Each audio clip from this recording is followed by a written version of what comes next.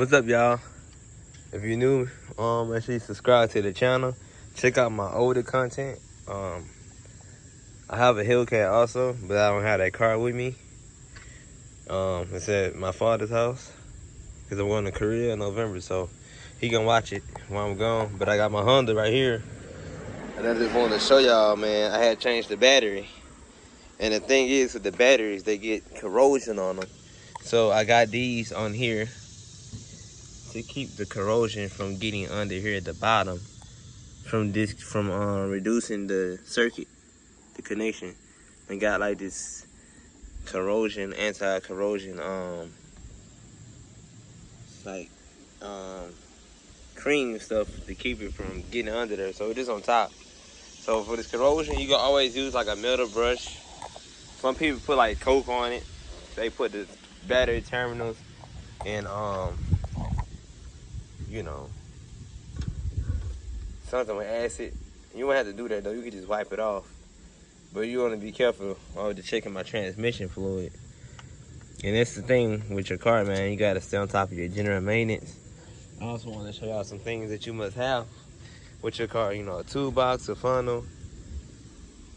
You know, this take out the lug nuts and the jack. Make sure it's the jack for your car weight. This car weight is about 550 pounds, something like that carry weight. That jack goes to 4,000 pounds, so this is good enough for this car. Only thing I'm missing is jump cables, but I'm gonna get me a battery pack just in case I can't, I don't have nobody. It's always good to have jumper cables with you and a portable battery pack just in case the battery dead by the time you need to use it, because you got to charge that up. But yeah, I'm gonna show you this battery stuff off. You just really and truly could just wipe it off. Just don't get in your eyes or nothing like that. Just get it off. And it just pile up, man. And like I could change the battery terminals, but the OEM ones are better.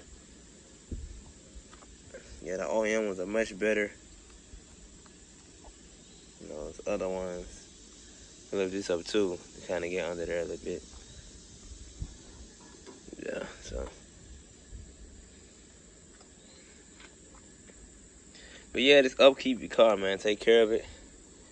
It's my little beater car, actually. Something ever happened to this car, like if the engine was to go out, right now I'm at 140,000 miles. So we got another, I say 150,000 miles left.